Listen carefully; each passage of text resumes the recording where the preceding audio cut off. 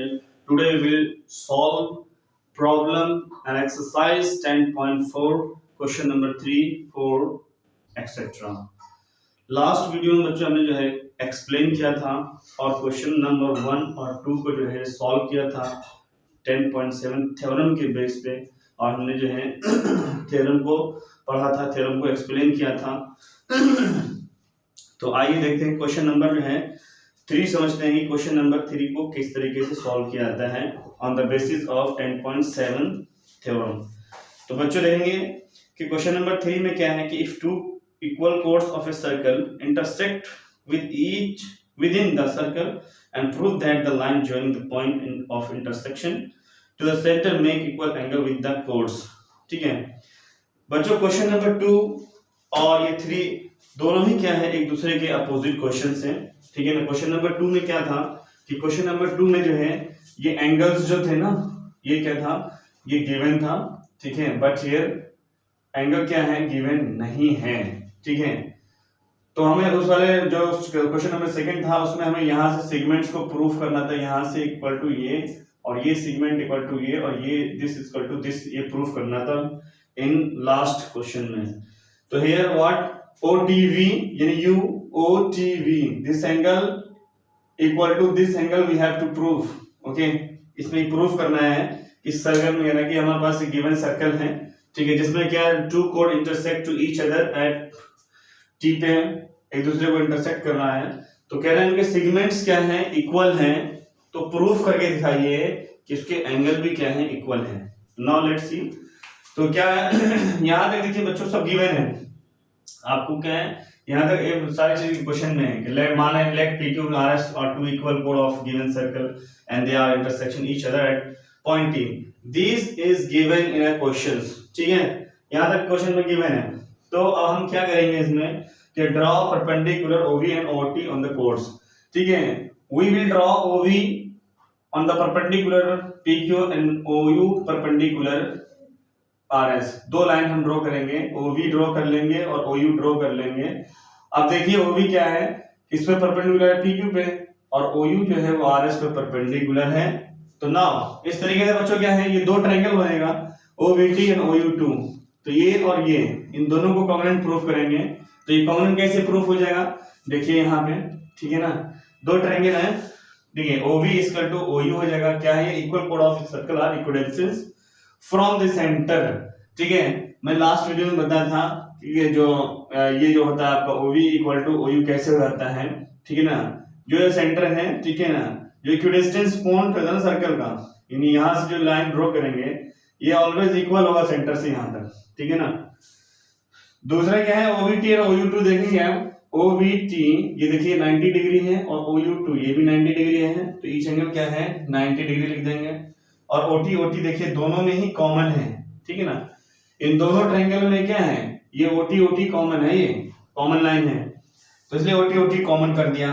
तो इस तरीके से हमें क्या RHS यानी right angle right hypotenuse side से क्या हो गया, ये हमारा ट्रायंगल जो है, यानी ये दोनों ट्रायंगल क्या हो गया, कॉन्ग्रुएंट प्रूफ हो गया। तो जब ये दोनों ट्रायंगल कॉन्ग्रुएंट प्रूफ हो जाएगा, ठीक है, तो मैंने आपको बताया था कि दोनों ट्रायंगल कॉन्ग्रुएंट प्रूफ रहता है तो by corresponding parts of common triangle से, ठीक है, हम दिखा सकते हैं।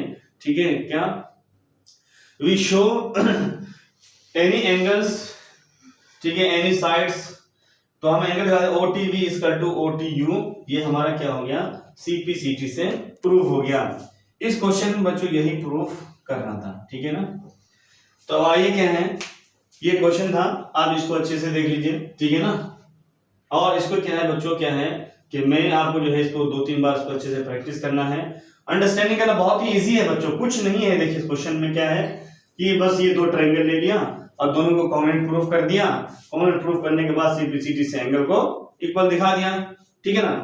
तो इस तरीके जितने भी क्वेश्चन आएगा आपको इसी तरीके से करना है, बिल्कुल सेम, बिल्कुल इसी तरीके से क्वेश्चन को करना है। ठीक है ना। आइए क्या है, क्वेश्चन नंबर 4 देखते हैं किस तरीके से सॉल्व करते हैं क्वेश्चन नंबर 4 को। तो बच्चों क्या है, क्वेश्चन नंबर 4 में देखेंगे क्या है कि क्वेश्चन नंबर 4 में कह रहा है कि if a line intersecting two concentric circle with the same center with center O at ABC and D। तो अब देखिए बच्चों, कंसेंट्रिक सर्कल किसे कहते हैं, जो सर्कल के अंदर जो सर्कल बना होता है उसे कंसेंट्रिक कहते हैं। और एक चीज और बता दूं मैं कि साइक्लिक क्वाड्रिलेटरल किसे कहते हैं, जो क्वाड्रिलेटरल सर्कल के अंदर बना होता है तो उसे साइक्लिक क्वाड्रिलेटरल कहते हैं। मैं पहले ही एक्सप्लेन कर चुका हूँ, ठीक है ना, कि साइक्लिक क्वाड्रिलेटरल में क्या होता है कि अपोजिट एंगल जो होता है वो 180 के बराबर होता है, ठीक है ना। अभी हम जो है इसके नेक्स्ट एक्सरसाइज में जो है प्रूफ करेंगे। तो यहाँ देखिए दो कंसेंट्रिक सर्कल हैं, इसमें A B C D intersecting point है और OM परपेंडिकुलर क्या है आप देख सकते हैं, ठीक है ना। तो ये OM जो है हमने क्या किया है, ड्रॉ किया है, ठीक है ना, जो कि परपेंडिकुलर है OM परपेंडिकुलर BC और OM परपेंडिकुलर AD है। तो क्या कह रहे हैं कि प्रूव करना है कि AB बराबर CD प्रूफ करने के लिए कह रहे हैं।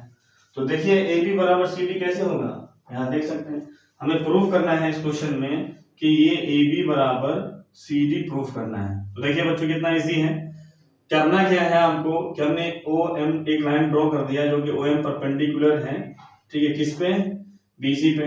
अब देखिएगा मैं स्मॉल सर्कल की बात करता हूं, ठीक है, तो क्या हो जाएगा ये OM परपेंडिकुलर BC हो जाएगा। तो जब ये परपेंडिकुलर है तो ये क्या होगा BM बराबर MC, ये दोनों इक्वल हो जाएगा। अगर मैं छोटा सर्कल लेता हूं तो, और मैं बड़ा सर्कल लेता हूं तो फिर क्या हो जाएगा, उसके लिए ये हो जाएगा, ठीक है, कोड, यानी OM परपेंडिकुलर AD हो जाएगा, जिसमें क्या हो जाएगा AM बराबर MD हो जाएगा, दोनों इक्वल हो जाएगा, परपेंडिकुलर है तो अब हमें क्या है कि AM में से BM को माइनस कर देंगे तो यहाँ AB बच जाएगा, और MD में से CM को माइनस कर देंगे तो CD बच जाएगा। तो इस तरीके से हम लिख सकते हैं AB इक्वल टू CD। बहुत ही छोटा सा क्वेश्चन था, बहुत ही आसान क्वेश्चन था, ठीक है ना।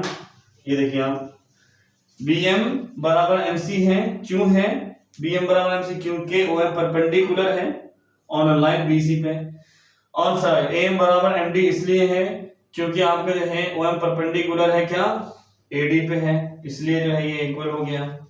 तो हमने क्या किया, सब्ट्रैक्ट कर दिया इक्वेशन 2 में से 1 को, तो हमारे पास ये मिल गया AB इक्वल टू CD, ठीक है। तो इस तरीके से बच्चों क्या है क्वेश्चन को, इस टाइप के क्वेश्चन को जो है बहुत ही आसानी तरीके से सॉल्व कर सकते हैं, ठीक है। तो बहुत ही इजी था। आइए मैं आपको इस एक्सरसाइज का लास्ट क्वेश्चन बताता हूँ, क्वेश्चन नंबर 5 को किस तरीके से सॉल्व करते हैं। तो बच्चों क्या है क्वेश्चन नंबर 5 में देखिए क्या है कि 3 लड़कियां हैं, ठीक है ना, 3 girls Reshma Salma Mandeep are playing a game by standing on a circle of radius 5 meter drawn in a park. Reshma thrown a ball Salma and Salma to Mandip, Mandip to Reshma. If the distance between the Reshma and Salma and between Salma and Mandip is 6 meter, what is the distance between the Reshma and Salma? ठीक है, according to these questions, ठीक है ना, the 3 girls Reshma, Salma and Mandip. Reshma throw a ball to Sandeep and Sandeep throw a ball Mandip and Mandip throw a ball to Reshma. ठीक है ना। तो 3 लड़कियां तीनों ऐसे बैठी हुई है कि ये रेशमा जो है बॉल फेंकती है संदीप को, संदीप जो है मनदीप को, मनदीप जो है रेशमा को बॉल फेंकती है। तो रेशमा और सलमा की जो दूरी है वो 6 मीटर है, ठीक है ना। तो अब बता रहे हैं कि जो है कि रेशमा, देखिए इस तरीके से रेशमा और सलमा के बीच की जो दूरी है 6 मीटर और सलमा और मनदीप की भी दूरी 6 मीटर। तो कह रहे हैं कि रेशमा और मनदीप की यानी यहाँ से लेकर यहाँ तक की दूरी कितनी होगी। तो इसके लिए हम क्या करेंगे, देखिए ये लाइन ड्रॉ कर देंगे, ठीक है ना, इस लाइन को मिला देंगे इससे, इस लाइन को इससे मिला देंगे, ये लाइन ड्रॉ करेंगे इस तरीके से 90 डिग्री पे परपेंडिकुलर ड्रॉ कर देंगे। उसके बाद देखिए ट्रायंगल बनेगा, ठीक है, ओ मान लीजिए ORS एक ट्रायंगल है और OSM एक ट्रायंगल है। तो इस तरीके से क्या जाएगा OAR, आप देख सकते हैं कि OA, ये मान लीजिए A है आपका, यहाँ से OAR एक ट्रायंगल बन गया। अब इसमें क्या है देखेंगे कि OA स्क्वायर, देख रहे हैं ये हो जाएगा OA square AR square OR square, तो OA का यानी ये स्क्वायर, ठीक है। फिर उसके बाद क्या है AR यानी ये इतना हिस्सा ये स्क्वायर, उसके बाद क्या हो जाएगा ये हो जाएगा OR का स्क्वायर, ठीक है। तो OA आपका OR 3 है और ये OR 5 है, तो क्या होगा 3 का स्क्वायर 5 का स्क्वायर 25 में से 9 को माइनस कर देंगे तो ये आ जाएगा। OA स्क्वायर कितना हो जाएगा 25 माइनस 9 करेंगे तो 16 आ जाएगा, इसका स्क्वायर करेंगे, ठीक है ना, OA बराबर 4। तो ये बेटे देखिए क्या है OA स्क्वायर है इसका 2 16 है, तो यानी OA इसका 2 कितना हो जाएगा OA स्क्वायर यानी 4 का स्क्वायर, स्क्वायर से स्क्वायर कैंसिल आउट हो जाएगा, OA बराबर 4 हो जाएगा। इस तरीके से 4 आया, ये कंफ्यूज नहीं होने का, ठीक है ना। तो RCS विल बी इक्वल, क्या है RCS 90 डिग्री है, आप देख सकते हैं। तो ये हो जाएगा आर सी ए सी ए, आर सी एस ये 90 डिग्री है, ठीक है ना। तो आर सी बराबर क्या हो जाएगा सी एम, आर सी बराबर सी एम हो जाएगा क्योंकि मिड पॉइंट है, ठीक है ना। C is the mid point of R M. तो area of O R S, O R S ये वाला इसका एरिया कैसे निकालेंगे, क्या होता है half into R C into O S, ठीक है। ये होता है इक्वल टू किसके होगा, half O A into R S, half O A into R S, ठीक है। ये वाला ट्रायंगल लेंगे और ये वाला ट्रायंगल लेंगे, दो ट्रायंगल लेंगे। तो इसका क्या आएगा, एक का आएगा हाफ आर सी इंटू, ठीक है ना, देखिए R C into O S, यानी ये वाला ट्रायंगल लेंगे। इस वाले ट्रायंगल के लिए परपेंडिकुलर यानी हाइट जो होगा ये हो जाएगा और बेस जो होगा वो ये हो जाएगा, ठीक है ना। भाई एरिया ऑफ ट्रायंगल का फॉर्मूला क्या होता है, हाफ बेस इंटू हाइट होता है। तो हमने एक ट्रायंगल ये ले लिया बड़ा वाला, ठीक है, ठीक है ना। ये ट्रायंगल ही क्यों लिया सर ने आप, तो ये ट्रायंगल इसलिए लिया क्योंकि हमें ये निकालना है। जब ये निकालेंगे तो इसको ट्वाइस कर देंगे तो मंदिर तक की हाइट निकल जाएगी। दूसरा क्या ले लिया, दूसरा ट्रायंगल हमने ये ले लिया, ये वाला, ये जो हमने ड्रॉ किया था, ठीक है ना। तो आप देखिए इस वाले ट्रायंगल में हाइट तो ये हो जाएगा, बेस ये हो जाएगा। तो हमने यहाँ के half R C into O S और half O A into R S, अब देख लीजिए half O A into R S, ये परपेंडिकुलर है। तो हाफ से हाफ ही कट जाएगा, आर सी बचेगा और ओ एस बराबर कितना है 5 है, तो यहाँ 5 लिख दिया और ये 4 6 24 हो जाएगा। तो इस तरीके से आर सी बराबर 24, R C into 5 into 24, R C बराबर 24/5 और 5 से इसको जब डिवाइड कर देंगे तो ये आ जाएगा आपका 4.8।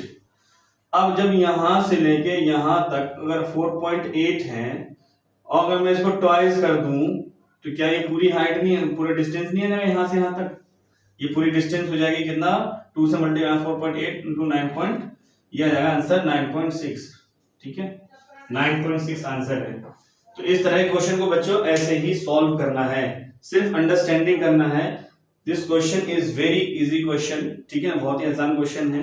इट इज नॉट डिफिकल्ट, ठीक है, not typical, this is very easy question, you can solve, ठीक है, by in this method, it's easy way and easy method, okay। तो बच्चों क्या है, क्वेश्चन को अच्छे से समझना है, रोक रोक के वीडियो देखना, बार बार देखना है जब तक समझ में नहीं आ जाए। और कोई क्वेश्चन अगर समझ में नहीं आता है तो कमेंट बॉक्स में कमेंट करें। बच्चों क्या है, मेरे वीडियो को लाइक और सब्सक्राइब जरूर करें और अपने दोस्तों को भी शेयर करें, ठीक।